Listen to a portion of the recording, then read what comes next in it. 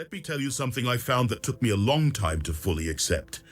The man who sat at the Last Supper, who walked with Jesus for 3 years, who stood near enough to hear the Sermon on the Mount and the words spoken over broken bread on the final night. That man, if tradition is right, wrote 91% of his personal account by copying from someone who was never there. 91%, word for word, in the original Greek. I need you to hear what that actually means. I spent weeks sitting with this question before I understood it properly, and once I understood it, I could not explain it away. There is a moment in this kind of research when the evidence stops being academic and starts being personal. When it stops sitting on the table in front of you and starts sitting in the room with you. This is one of those pieces of evidence. This is not a fringe theory. This is the consensus position of virtually every major seminary and university department that studies the New Testament. The scholars who believe most deeply in the Gospels, the ones who have spent their careers inside the tradition, they accept this. The question it raises is one they have been wrestling with for over 150 years, and they have not found a satisfying answer. Neither have I, but I found something more useful than an answer. I found the right question, and the right question, as almost always in this research, comes from a philosopher who was excommunicated in 1656, and whose work was placed on the Catholic Church's Index of Forbidden Books before most people had ever read it. Baruch Spinoza, his Tractatus Theologico-Politicus, published in 1670, gave us the method. Read Scripture the way you would read any other ancient document. Ask who wrote it, when they wrote it, what sources they had, and what purpose they were trying to serve. Let the text speak for itself before you impose tradition on top of it. That method, applied to the Gospel of Matthew, produces results that are, once you see them, impossible to ignore. Stay with me on this. When I first started reading seriously about the Synoptic Gospels, Matthew, Mark, and Luke, I encountered a term I had never heard before. Synoptic comes from the Greek. It means seeing together. The Church uses the term to describe the first 3 Gospels because they are strikingly similar in structure, in sequence, in wording. They tell the same stories, often in the same order, often in nearly identical language. For centuries, the explanation was that they were written independently, by different authors, guided by the same spirit. That explanation lasted until scholars started comparing the texts side by side in the original Greek, with the kind of methodical patience that eventually reveals what the naked eye misses. I want to tell you what that comparison showed me when I went through it myself. The numbers land differently when you have worked through them yourself. Mark is the shortest of the 4 Gospels, 661 verses. You can read the entire Gospel in roughly 45 minutes. It is spare, urgent, grammatically rough in places.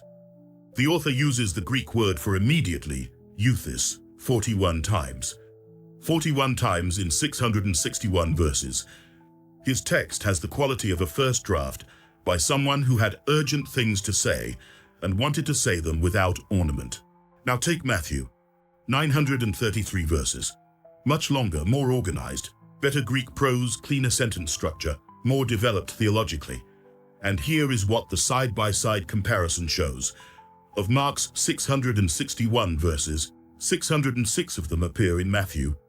606, that is 91.7% of Mark's entire Gospel reproduced inside Matthew. And it is not paraphrase. The Greek scholars who have done the granular work on this report that approximately 97% of Mark's Greek vocabulary appears verbatim inside Matthew's corresponding passages. Not similar words. The same words, in the same order, in the original Greek. I remember the first time I sat down with a Gospel synopsis, one of those reference volumes that prints Matthew, Mark, and Luke in parallel columns, so you can compare them line by line.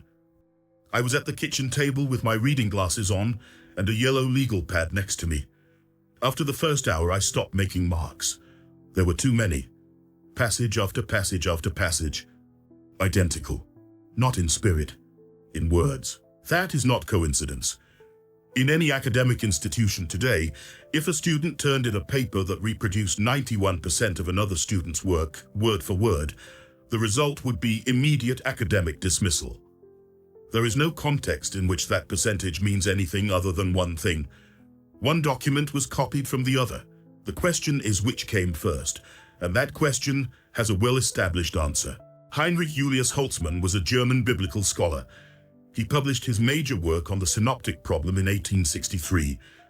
His conclusion was that Mark was the earliest gospel, that Matthew used Mark as a primary source, and that Luke independently used Mark as well. He called this Markan priority.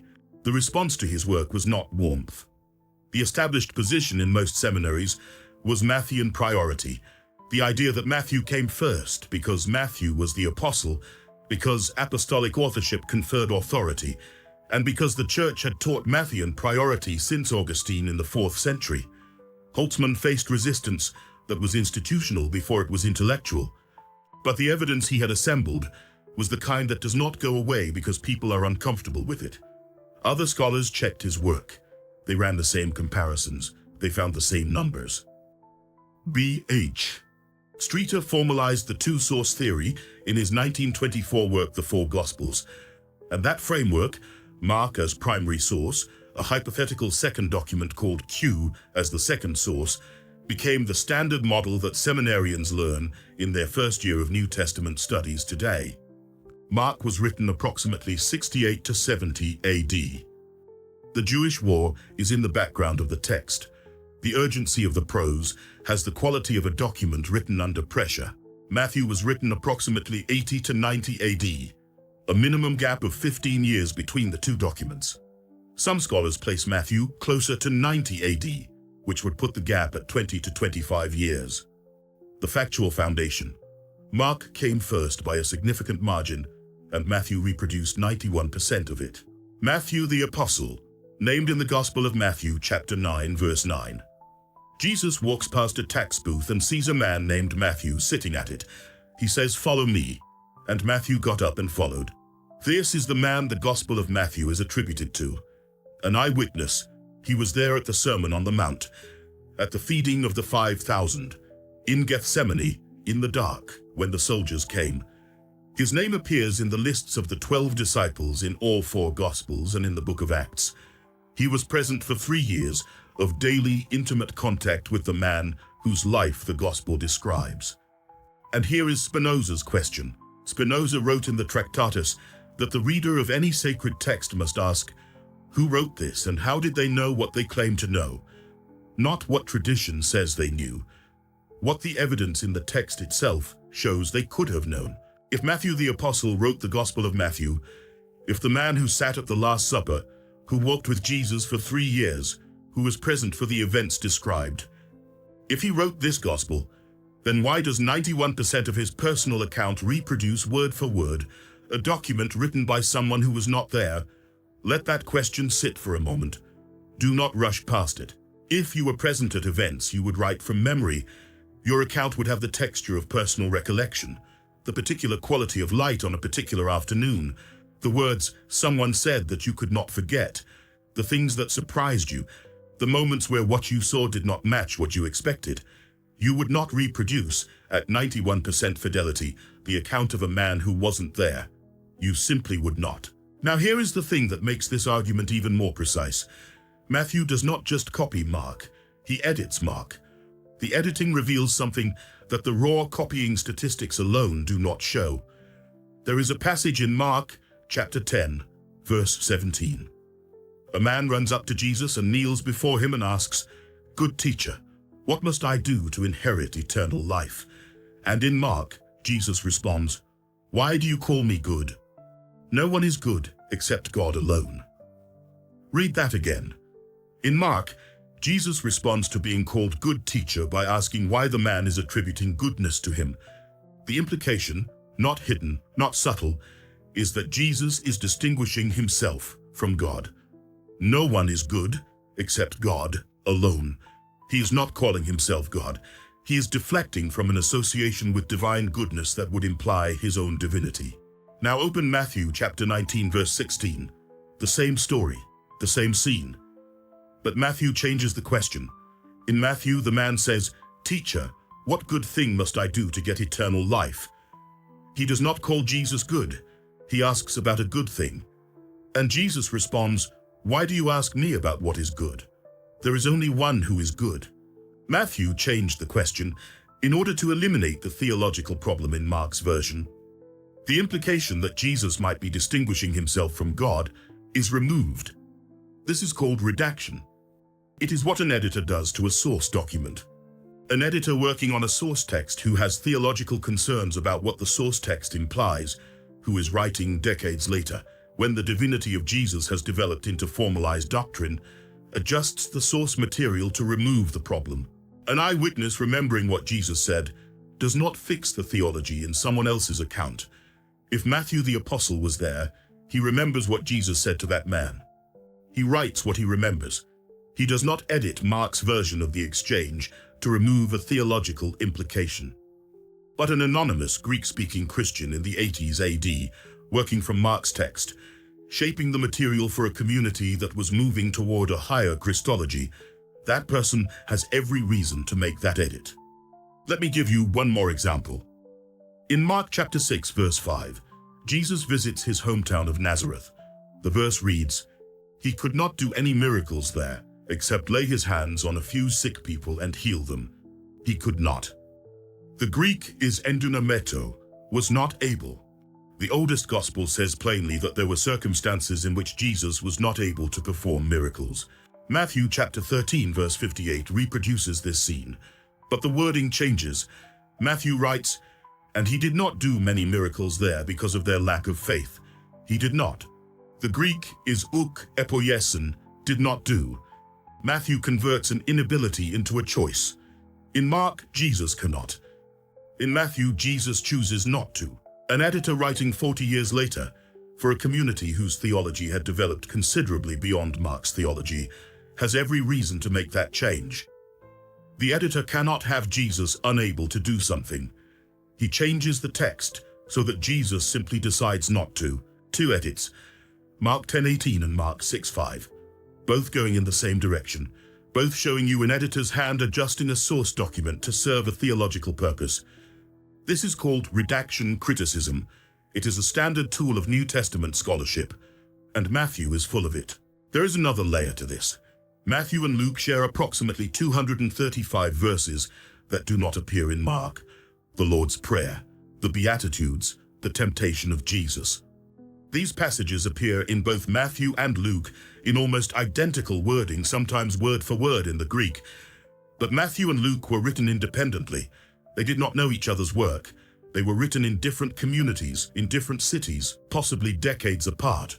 How do two independent authors, writing separately, produce 235 verses of nearly identical content that does not appear in any other source? The answer scholars have proposed is a document called Q, from the German word Quell, which means source, a hypothetical collection of Jesus's sayings that both Matthew and Luke drew from independently.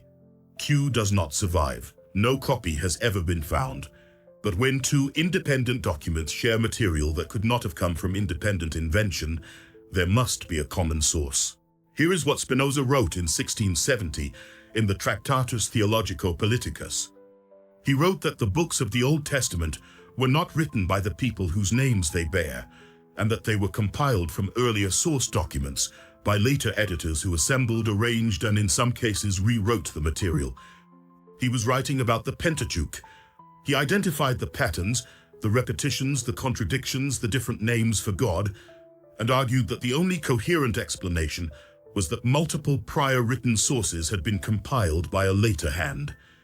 He said this in 1670. He was excommunicated for it. His book was banned. The two-source theory, formalized by Streeter in 1924, built on Holtzmann's work in 1863, is exactly what Spinoza described. The books we call Matthew and Luke were compiled from earlier written sources. Mark was one of them. Q was another. Spinoza got there 200 years before the German scholars formalized the proof. He got there by doing exactly what he said, reading the text as you would read any other ancient document, without the protective overlay of tradition. Before I go further, I want to address a fair objection because it comes up every time I discuss this. Some people ask, could Matthew have been there and still used Mark? Could an eyewitness legitimately use a prior account as a structural foundation? The answer is possibly. In theory, an eyewitness could use an earlier account as a structural scaffold. That is not logically impossible, but here is what makes it extremely difficult to accept in this specific case. If you were present at the events, and if you used Mark as a scaffold, your account would still bear the marks of personal experience. You would correct things you remembered differently. You would add sensory details that only a witness would know.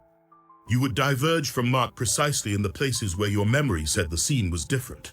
Matthew diverges from Mark primarily to smooth the Greek and to correct the theology, not to add personal memory, not to correct Mark's account on the basis of eyewitness knowledge, to improve the prose and to clean up the implications. That is the behavior of an editor, a careful, intelligent, theologically motivated editor, but not an eyewitness. Mark is not an apostle. The church has never claimed he was. He is traditionally identified as John Mark, a traveling companion of Paul and later of Peter. Eusebius quotes Papias, writing around 125 AD, as saying that Mark was Peter's interpreter and wrote down accurately what Peter taught, though not in order. Mark was a second-hand source. He wrote what Peter told him. If Mark is Peter's recorder, then Mark's gospel is already one step removed from the events. It is what an eyewitness told to a traveling companion, who then wrote it down, already filtered, already shaped by the telling and the retelling. And Matthew, the actual eyewitness, if tradition is right, reproduced 91% of that second-hand account, word for word in the Greek. Think about the chain that creates. Events happen. Peter witnesses them. Peter tells Mark. Mark writes them down in rough Greek, using euthys 41 times because he is not a polished writer. Matthew, who was also there, who witnessed the same events firsthand, reads Mark's second-hand account and reproduces it. Why would you, as an eyewitness, reproduce a second-hand account at 91% fidelity? There is one answer that makes sense. You would not. Unless you were not the eyewitness, unless the man who compiled the Gospel of Matthew was not Matthew the Apostle, but an anonymous author decades later who had Mark and Q as his sources, and no access to eyewitness tradition that might have diverged from them. The chain of evidence all points the same direction. What does this leave you with? The Gospel of Matthew exactly as it is, every word still there. The Sermon on the Mount is still in chapter 5. The Lord's Prayer is still there. The parables, the miracles, the passion narrative, the resurrection, all of it is still there. The text has not changed. What has changed is the frame. The frame we were given was, Matthew the Apostle wrote this from personal memory. He was an eyewitness. This is his testimony. The frame the evidence supports is, an anonymous Greek-speaking Christian author in the 80s AD compiled this from Mark, from Q, from his community's tradition, and attached the name of Matthew the Apostle to give it authority. If the first frame is correct, you have an apostle who reproduced 91% of a non-eyewitness account and edited it to fix the theology. That is deeply strange. If the second frame is correct, you have exactly what you would expect. A skilled religious author of the late 1st century working with the sources available to him as carefully and faithfully as he could, producing a gospel that synthesized the tradition for his community. The name Matthew was attached to give the document apostolic authority, a common ancient practice. It is how the Psalms of David were attributed to David, even the ones written centuries after he died. It is how letters in the Pauline tradition were attributed to Paul, even when scholars today broadly agree they were not written by Paul. Attribution in the ancient world served a different function than authorship does in the modern world. But we were not told that. We were told these were eyewitness accounts. Spinoza in 1670 wrote that Moses did not write the Pentateuch, that Solomon did not write all of Proverbs, that the books attributed to the prophets were compiled by later editors who attached authoritative names. He said this based on internal textual evidence alone, the repetitions, the anachronisms, the shifts in vocabulary and style visible to anyone paying close enough attention. For this he was excommunicated at 23. His books were banned. His name became for 2 centuries synonymous with heresy and atheism. What he described was what we now call source criticism. It is taught in every major seminary in the world. It is the starting point for serious study of the biblical text. The evidence Spinoza identified in the 17th century, using only the texts available to him, has been confirmed and extended by 300 years of scholarship since. He was right. He was right about the mechanism. He was right about the method. He was right that the text, read carefully as a human document, shows you the hands that made it. Apply that method to the Gospel of Matthew, and the text shows you Mark's hand on 91% of the narrative. It shows you an editor's hand in the corrected theology. It shows you a compiler's hand in the way the Q material is woven in alongside the Markan material. It shows you everything except the hand of the man who left his tax booth on the road to Galilee. The man who compiled Matthew sat down with Mark's text and the Q collection and his community's own traditions and organized them into the 933 verses we call Matthew. He was a careful, intelligent, theologically sophisticated editor, working in the 80s AD, in a Greek-speaking community, probably in Syria or somewhere in the Eastern Mediterranean, with access to Mark and Q and his own tradition, trying to serve his community's faith with the best materials he had. He succeeded beyond anything he could have imagined. But he was not there. The most read gospel in the history of Christianity, the text that contains the Sermon on the Mount and the Lord's Prayer and the Great Commission, 91% of its narrative was taken from a source written by someone who was also not there. Spinoza would say this is worth knowing, not because it empties the text of meaning, but because the text's actual authority must rest on what it actually is, not on a claim about its authorship that the text itself cannot support.